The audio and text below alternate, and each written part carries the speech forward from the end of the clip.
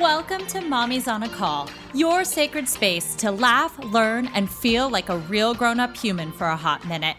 I'm Stephanie Uchima Carney, a mom of 3 under 6, serial entrepreneur, business strategist, and donut connoisseur, just trying to get through the day one cold cup of coffee at a time. I believe that with more intention, a positive mindset, and self-care, it is possible to thrive in motherhood, business, and life. My mission is to uncover the daily rituals, life lessons, real-life tactics, and favorite tools to inspire and empower you, mommy, to get the most out of life every single unpredictable day. So grab your headphones, tell your kids you're on the potty, and tune in weekly for some laughs, knowledge bombs, and plenty of real talk with real moms, and maybe a dad or two. Welcome to the Mommy Pod. Welcome back to Mommy's on a Call. Today, I'm excited to bring to you Stacey Shieh Lee. She is very passionate about finance, and her purpose is to empower people to achieve their financial dreams. As a financial executive in the startup tech space, she has helped founders and CEOs build sound financial processes and systems to get to the next level. Stacey has translated her experiences into her company, Solve Your Books, where they bring next level service to accounting and e-commerce, creative and PR agencies, and women-owned businesses. Stacey is also a personal financial coach and provides advisory and CFO level services. But on top of it all, she's also a mom of 2. So welcome, Stacey. Thank you. I wanted to start by asking, what is your biggest mom win of the week? My biggest mom win of the week is currently registering for all the summer camps. Ooh, that's a big one. And have you done it? Yes, I have. I woke up at 6 a.m. this morning and registered my son for baseball camp so he can be with his friends. Don't you find that so we're just getting into that whole period. I have a 1, 2, and 5-year-old. And so summer camps are just emerging for me now, and just figuring out what to do with them over the summer. I'm this is a whole new world. So I might need some pointers on that. On how to keep them occupied, not bored, but also just, yeah. Yeah, for sure. It's about deciding outdoors and then also connecting with your friends. So I put them friends together and they're always outdoors, doing something. So give a little bit of context about your current family structure, who works, what is your family dynamic right now, and how many kids do you have? Absolutely. So I live in Santa Monica with my husband and 2 children. My husband works as well. He's full-time sales technology. And I also work full-time with my company called Solve Your Books. And we have an 8-year-old boy, Dylan, and 6-year-old girl, Stella. And are you both working out of the house, in the house? What's your kind of post-pandemic right now situation? Yeah, we are both working from home, and he's downstairs in his office and I'm upstairs in the middle of the living room. And I was going to say, you just started your company relatively recently. Let's kind of step back a little and talk about, your journey to get to this point. And you were a full-time working mom. How did you get started in this whole accounting finance world? Yeah. So, I've been in accounting and finance my entire career. And about 2-3 years ago, just right before turning 40, I kind of had this epiphany as I was, looking at Stella one day. She was, maybe 2-3 years old at the time. And I just said, wow, what am I contributing to the world? What am I doing for her? And what example do I want to set for this little girl? At that point, I loved my job. I was a full-time head of finance for a venture-backed startup, and it was my dream gig. I had worked my entire career to have that gig, but I was working 60, 70-hour work weeks. I was working around the clock, and it just felt out of balance. It just felt like, what was I really telling her? So from that point, I decided, I need to really go deep inside and ask myself, what skills do I have and how I was going to help a lot more people than the one company that I was working with. And that's how personal finance coaching started, as well that turned into business coaching because of my extensive CFO level experience and just love for all things numbers and money and finance. And that turned into a full-time, advisory and accounting firm with Solve Your Books. So let's step back a little. You have this kind of like epiphany, and this is a lot to do with kind of being a mom, like your Yes. pre-mom life. You said you worked your entire career to get to this point and you finally obtained it. And then you're like, wait a second, this motherhood aspect steps in. What about, having that 2-year old, and is it just like contributing to the world, or was it like you felt like you were missing out on time with her? What were those key kind of like feelings you had? And then how did you even, I guess, get not the courage to leave, but like, how did you put your ducks in a row and your dominoes in a row here to actually be able to leave? Because some of us get to that point where we're like, yes, like we've made it, we're working, we're making the money we want, we're like fulfilling our, passion. But then all of a sudden we want something else, but then we don't know how to do it. And I think that's where a lot of moms kind of get scared. And even women in entrepreneurship, they're like, how do we turn this like new side hustle passion into a reality? So walk me through kind of how that journey went for you. It really was that, I think, turning 40 and then also looking at Stella and saying, what am I even doing? Like, is this what I want my life to be? Did I want her to see that, I was stressed out, living my best life, but also stressed out, and that energy that I brought to her, right? Like to my children, like I'm always of the opinion, quality over quantity. My kids have always been in school since they're 7 months old. They go to work from 8:30 to 5:30 and I go to work before, I drop them off. But I think as, that feeling really contributed. Now, what really helped that transition, made it easy for me, is always the idea that I had my own money. And so when I married my husband, which was late in my culture, at 30, 33, I already kind of had been saving up. I didn't know what was I saving for. So we both came in with, okay, you have your own stash of savings. I have my own stash. And throughout my professional career, I always saved money on the side. And so not only were we contributing to the household, but I put money on the side for myself just so I can go have a trip with my friends without really having to affect the financials of our family. And my husband does that too. He has his own money. He loves to buy wine, games, whatever it is he does. And so I just start tucking away money. And what I actually did was I looked at because that was a very strong concern. I had 2 kids in preschool, and Westside preschool is not cheap. I have a mortgage. And of course, that conversation of what are you doing? You're walking away from a well-paying job. But, I just had this feeling like, okay, I've been saving money aside. I have enough in case my business doesn't turn profitable right away. I'm going to have to make certain investments. And that really was my security. I always talk about emergency savings fund. You don't know what it's for, but you might need it someday. And so that really helped me say, okay, this is what I'm going to do. How is that going to look? And what funds do I actually need to cover ourselves so that we can actually make this transition without hurting our family's finances? Did you quit your job and then start working on this? Or did you start working on it kind of on the side and building up clientele and then put in your notice? Like, what did that? Oh, okay. So you like cold turkey. Yeah, I told turkey. I just had this moment of I've never taken a break in my professional career. I had maternity leave? 3 months, really short. And so I just was like, I never have taken a professional career break. And I thought in order for me to really dive in, I needed to stop. It was really great that I actually did that cold turkey because I technically had PTSD from it, right? Because you're working so much. I would check my phone as if I was still like working. And it took me a couple of months to really sort of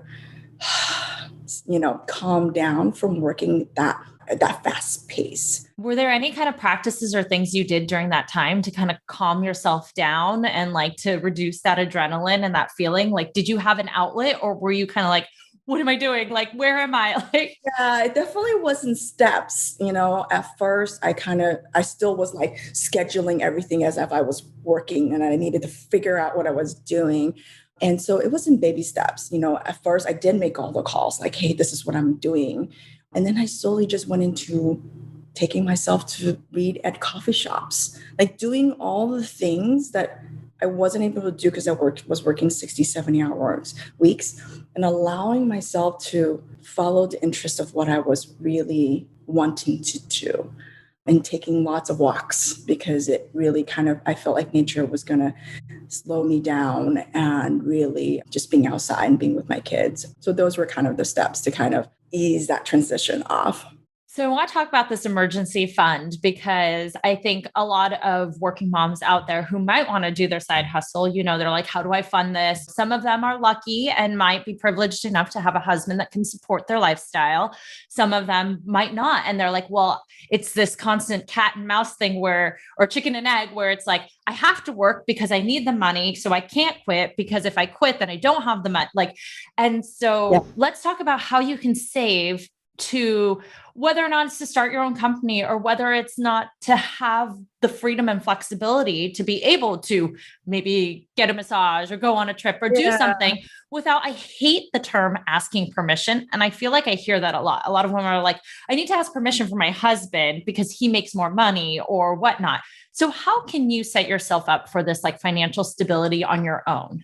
Yeah. Where can we start? Yeah. So start with asking yourself what you want, right? It's about the why. As women, we kind of look at finance as sort of this annoyance, right? Something we may have to deal with one day. And so a lot of times when I'm working with women, the first thing I ask them is, why are you working? Why are you even working? Why are you trading so much energy and time for this thing? If you love it, great. If you don't, what do you want to do about it? And if it's start a new company, then let's talk about what that means for you.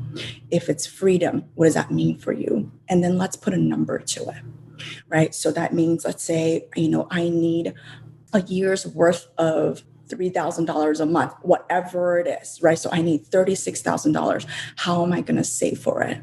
And what happens all the time is when I set a goal and a reason behind it, and typically what I do is I set a picture for them. So they're like, that's what I'm working for. So then from there, we apportion a part of your income, because you're never going to, if you're not intentional about your money, you're never going to get there.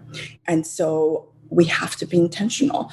It's right now, am I choosing to spend money on X, or it's a short-term gain, right? Or do I really want this freedom?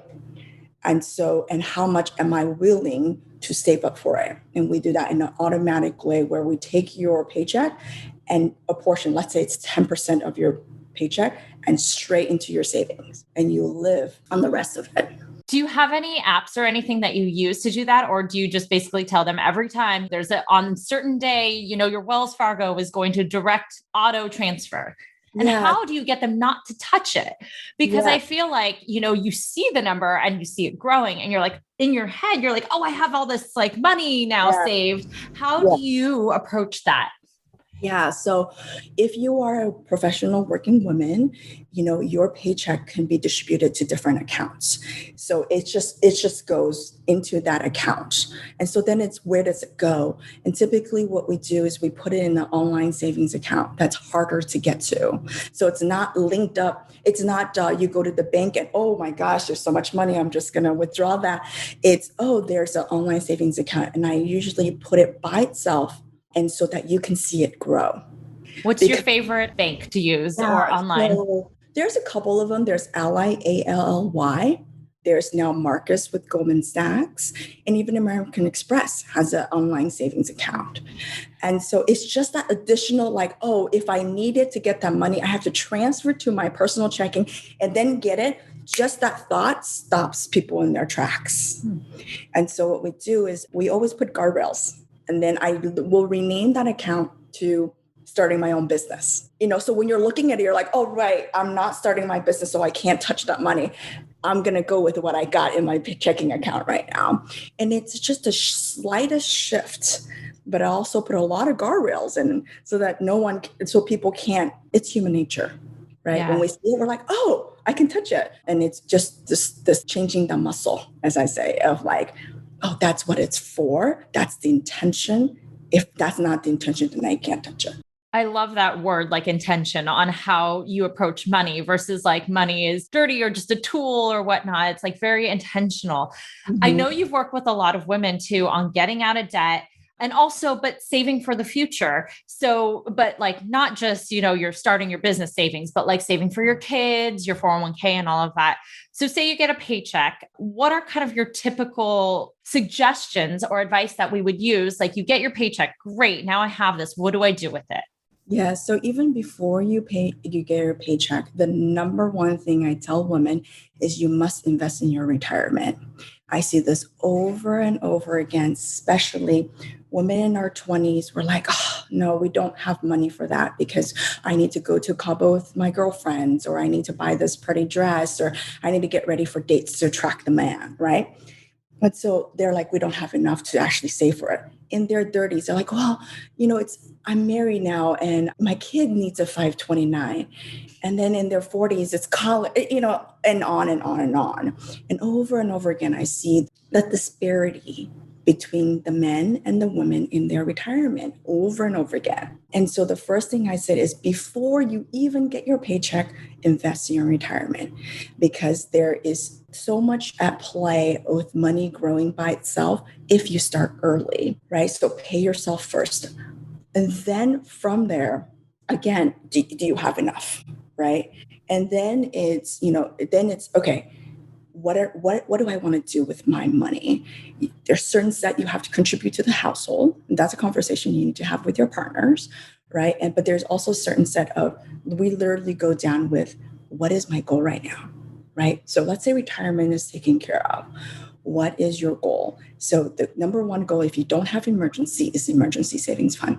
Because what happens is people will focus on debt, but when they have an emergency, they go into more debt. And so even if it's just $50, $100 per paycheck into their emergency savings account, it allows people to breathe so much better knowing that if the next emergency comes, they are prepared, right? And so what happens is I always will say, okay, what is your goal for emergency and how are you going to get there as an individual and as a family, right? And then we tackle debt, because debt is so expensive, and there's still plenty of women, even in their 20s, living with debt. No and kids. Especially, I think like our age, we have a ton of student loans. Like we have, maybe you did go into credit card debt because you did start a company and stuff. So how do you start to tackle that debt? Yeah. So we start tackling the debt with from a standpoint of one, interest rate, but two, also it's about acceleration. It's about feeling good. So as you can kind of tell, I work with a lot of the mindset of it. So someone might have 3 credit card debts and a student loan, but student loans are usually so much higher, but at a lower interest rate. So we kind of leave that to last. And what happens is we go with the smallest debt balance first, because it just feels so good to actually finish that you get the momentum, right? Then we're like, okay, we're going to apply all the money that we used to pay down the first credit card towards the second, and then the third. And then you can see the small snowball effect. And then we take all of that into student loans and we just wipe it all out. And so there's always a plan. And that's the thing, is people can feel like it's so overwhelming. I don't know what to do. And we always say, let's do a plan. And I have clients that literally wipe off $50,000, $60,000 of credit card debt in less than a year. What do you think? Is it the mindset behind that is the biggest driver in how they do it so fast? Or are there like little hacks where they they balance transfer, or they do other stuff? Like, are there any ways to, accelerate the process? So the really way to accelerate it is honestly making that decision. Debt is it's a relationship. People have relationship with debt. And so what we always say is break up with debt, thank it for the lesson that it gave you, and we're going to learn from it and not get into it again. Because what happens is a lot of times there are tactical strategies, which is switching things around. But what happens is people just get deeper into it. And what I want them to do was look at the debt and say, how did I get here? And am I ready to say goodbye? Because it takes much longer when they're not ready because they're self-sabotage. Right. But if they're willing and I can set the tactical plan for them, it comes off so fast. Wow. And so you definitely put into savings first and then start paying off the debt. Yeah. And then now do you suggest, like, I'm thinking about this and some people say like, oh, but I have rent, I have all of these things. I don't have money left over for the debt or for whatnot. Do you suggest looking at the savings, the debt, and then seeing how much you have left over and what you can then afford? Like maybe I have to downgrade my apartment, or maybe we have to figure out a different mortgage, refi, whatever that is. Yeah. So I turn it around, right? And so a lot of people are like, what?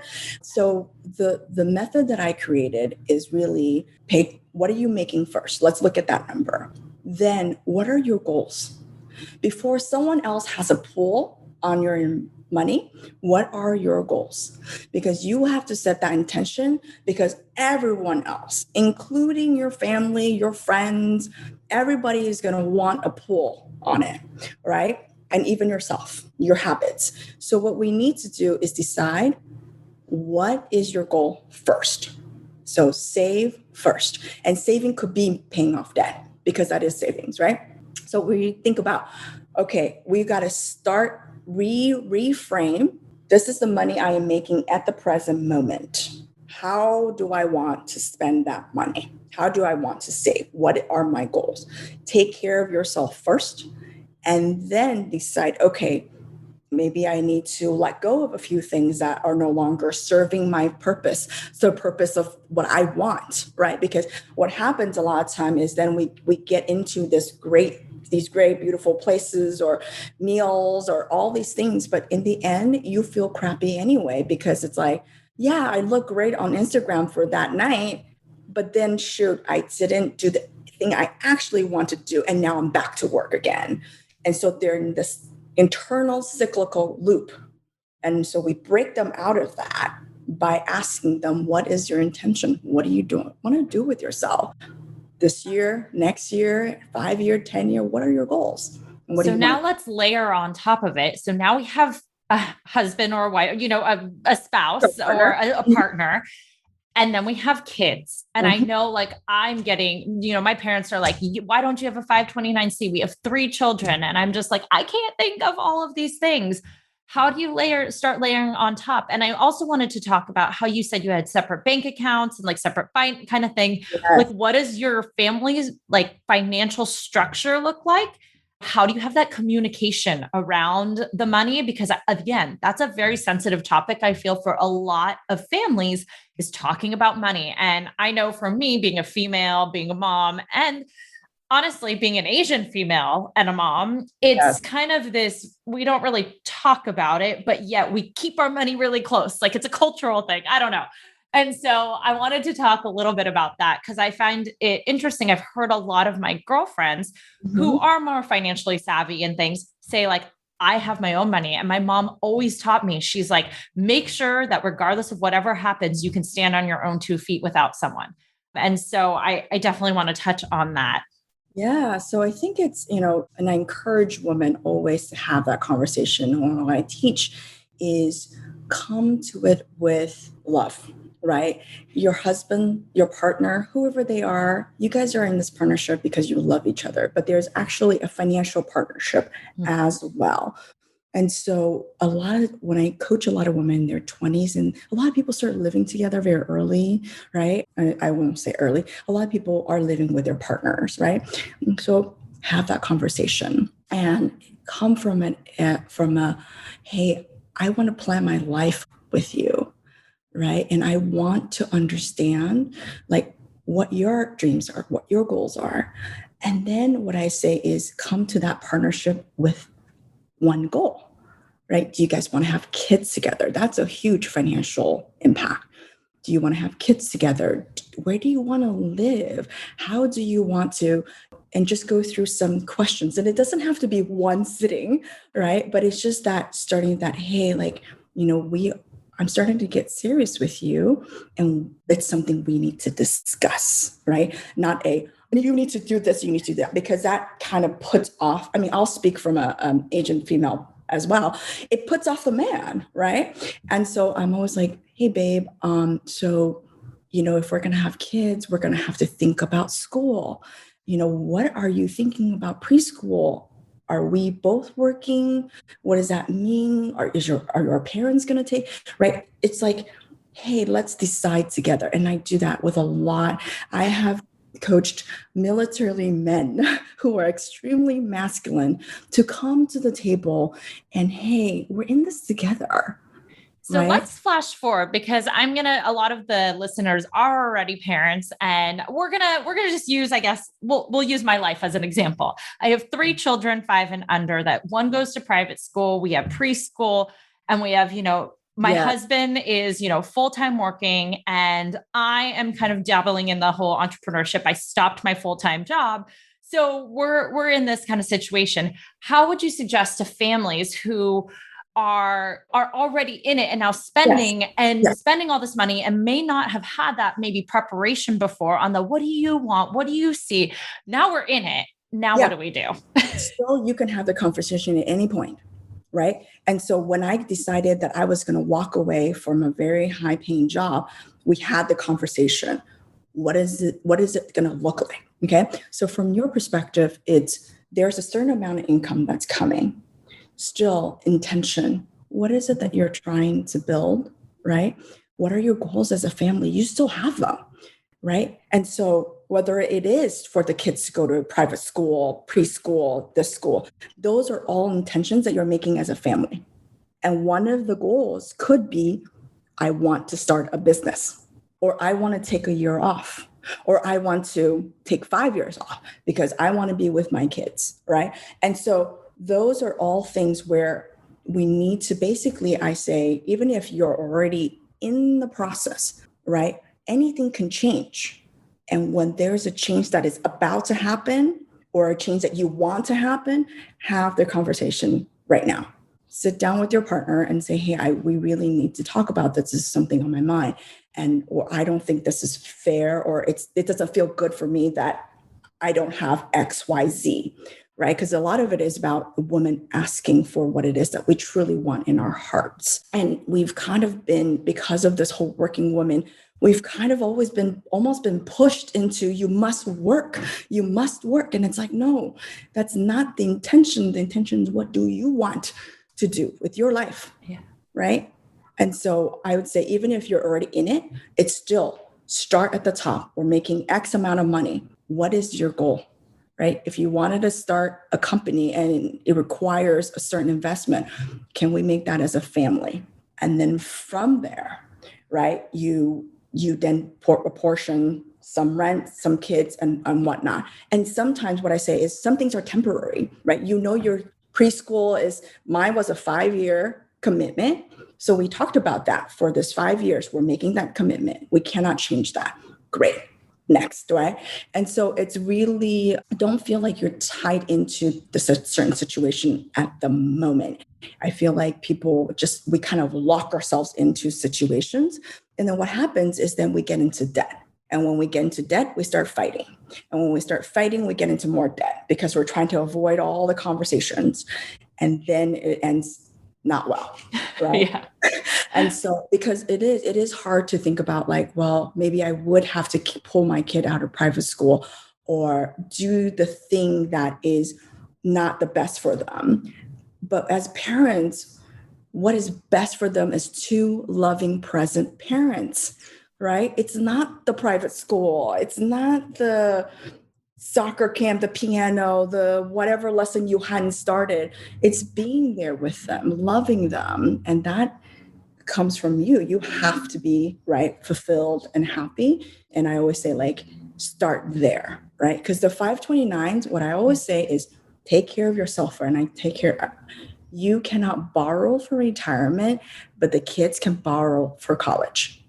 Such a good point. And I also feel like this parallels just self-care in general. Like, this is like financial self-care, because I always tell moms, that's great that you're pouring into your kids, but make sure you're fulfilled first. Like make sure you have your practice, whether it's meditation or exercise or whatever that is to fulfill you and make you better before you pour in everything you have to your kids. And I guess like it's very parallel with money, like take care of yourself first and then take care of others.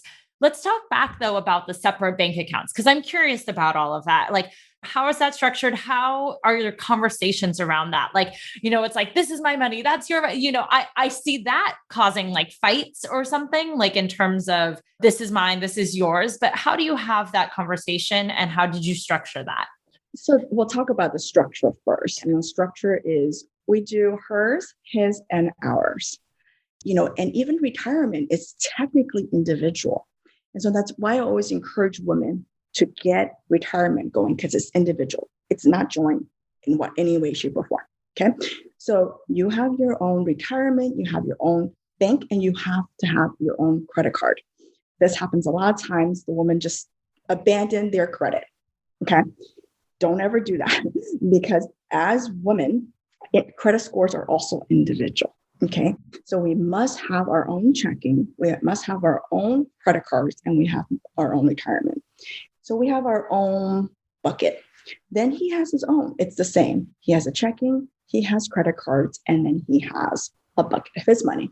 And then we have our joint checking, a joint savings, and then joint credit cards. And so the way it technically works is we make a certain amount of money and we both decide, okay, of that money, X% of his paycheck is going to go into the joint checking. X% of my paycheck is going to go into the checking account, right? As well. And then what remains goes into my checking account, and then whatever his paycheck goes to his. That allows us to basically then fulfill the goals of everyone, right? I have my own entrepreneurial journey that I am funding. We have goals. Let's say right now we are saving to renovate our house, right? And so we are saving to do that. And then even the kids have their own checking and savings account. And so what age did you start that for them? I'm curious. Yeah, so they've started since they were probably 1. They have their own checking account. We didn't tell them about it. We do a paper checking account when they get like red envelope money and birthday money and things like that. Yeah, so structurally, again, it's about what is our goal and what do we need jointly. And so that's the conversation I have with my husband is, okay, let's look at our financial picture, making sure that we are taking care of our home. What's our goal? How much are we going to put for that? And then what's the rent and what's the mortgage? What's the kids? All that stuff. So we bucket into food, housing, and kids, right? That's kind of the 3 big buckets. And then we make sure that we're all good there. Family is taken care of. And then we get a certain amount and then he gets a certain amount. Do you put things like we want to do a vacation and all that's in the joint stuff?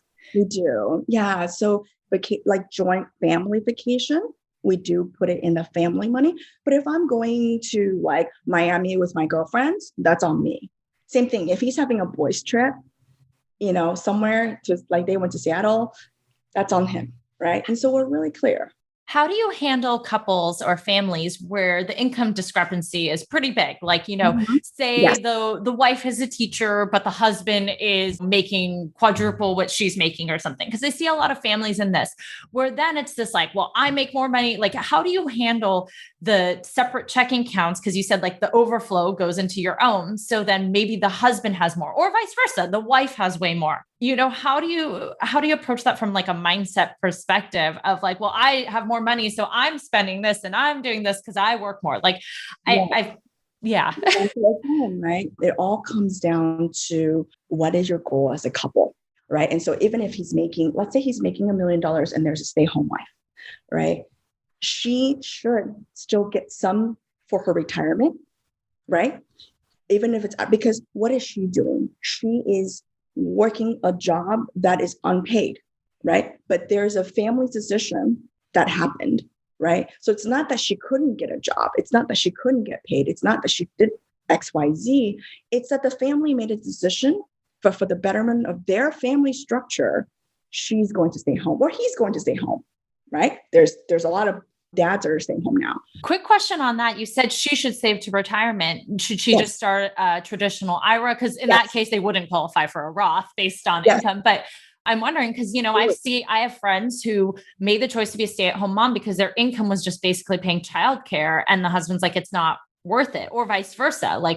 And so she should just start like a traditional IRA then. Okay. Absolutely. You still want to see that asset increase.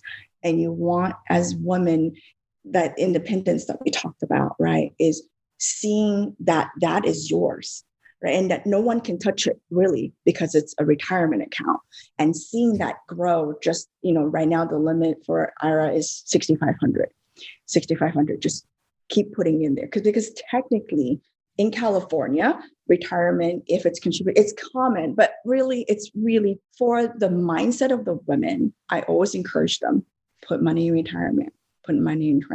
So that's a decision, right? Hey, partner A, you're making this money. This is how that money is going to be distributed. And even that means that partner B gets quote unquote paid. So whether it's $500 a month or something, because we all want our independence. We don't want to ask for permission, and vice versa. Because what happens is then it's a ego play, right? It's a power play, and changes and shifts the dynamics. Whereas then the partner who's currently not working feels like they have no right to talk, which is untrue, right? Whether or not what you make, we are humans and we are in a partnership. This is a 50-50 partnership, even if we're not making the same equal amount of money. Now, if you decide, I don't want to deal with it, that's totally fine. But what do you need? What do you need to be independent? And what do you need to feel like you have money to do things that you want, that you don't need to ask for permission, right? Clear? Yes, no, that totally makes sense. I see that where, I have friends where they took a step back from their corporate career because they have young kids. And when they did the financials, it was better for them to stay home to be childcare, or even if they outsourced a little bit, but then do they get an allowance? Do they get, they're not being paid to be a mom. And it's like, but they're doing a ton of work. And so it's like, how is that mindset of how do you approach that? And so I like that, to still have the separate bank accounts, to still do retirement, and to still pay off all the debt and save.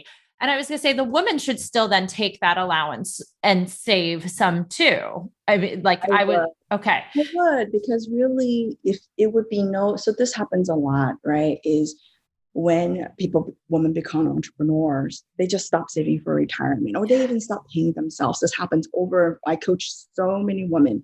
Your business, you would never work for Netflix for free. Why are you working in this business, even if it's your own, for free, right? And so we need to start thinking about our businesses as real businesses. It needs to be profitable, and it needs to make you some income, whatever it is. Yeah, sure, there's startup period that's a little bit more fluid, but for sure, any money that we take, we still use the same percentage, right? It's still, what is the goal that you want with that? And if it's not achievable with the joint money, then you have to achieve it with your own, right? And it's about gaining that confidence, right? Do you suggest with the savings that you have to do investments or anything? Or again, is that just your goal? What is your goal? Do you want it to just sit there, or do you want to invest it, stocks, whatever, mutual funds, things like that? Yeah, that talks in a bigger picture, but generally it's what's your intention with that money? If it's, if you're going to use it within the next 5 to 7 years, right? You want to save it in savings account where it's relatively 100% that money is going to be there. If you're not going to use it for 5 to 7 years, or you're just a risky person in general, then put it into the stock market. I like that. And so, I want to switch gears a little bit back to motherhood, being a working mom, and then now doing this. How do you approach childcare and, making time for yourself? What do you outsource? Do you have childcare? Do you have, what were the things that you decided in life to pay for? It could be jointly or whatever, in order to allow yourself that time and freedom. So one thing I do for self-care is I always wake up essentially an hour before I'm on mom duty. And what time is that? Right now it's 6 because Okay. LAUSD starts school and Stella starts school at 7:45. So that means I'm up at 6 and I usually have this morning routine that I go through that includes taking care of vitamins, supplements, meditation, and some movement. That just kind of preps me for the day. And all of that was, I paid for to learn how to meditate. Other than that, it's pretty free. Did you do what type of meditation?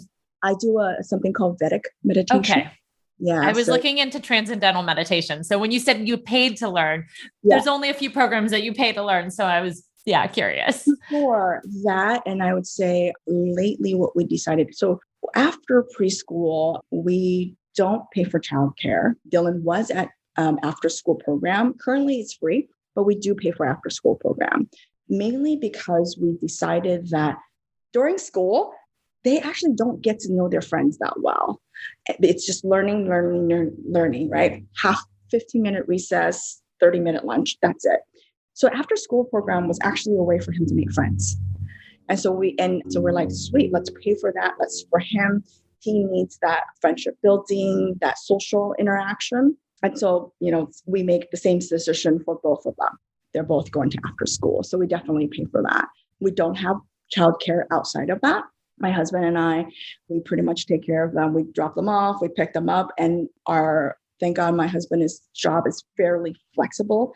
If he's traveling, then I'm on all the time. And that's okay with me. It's actually a really great mental break to drop them off, go to work, and then just focus on work and then be able to pick them up. How did you do that when you were working 60 to 70-hour weeks? Yeah. So they were little. They were probably, you said they started at 7 months, but still, how did you do that? Yeah. So what I did is I would wake up in the morning and spend as much time as I would with them. And let's say drop off at preschool was 9. I'd be there like 8:59. So I spent as much time with them. And I just made sure I came home for food, for dinners together. We always have dinners together. And thank God my husband cooks. And so he did that. And then, I would work after. But right now, what we actually invested in was someone to cook for us. With the pandemic, my husband was cooking 3 meals a day for all 4 of us. And he was just so stressed out. And we just said, enough. We weren't sure when school was going back. So we actually invested in a private chef who drops off food Monday and Thursdays, and feeds us through the week. That's amazing. That's such worth every penny because he doesn't need to do it anymore. Yeah. Oh, that's great.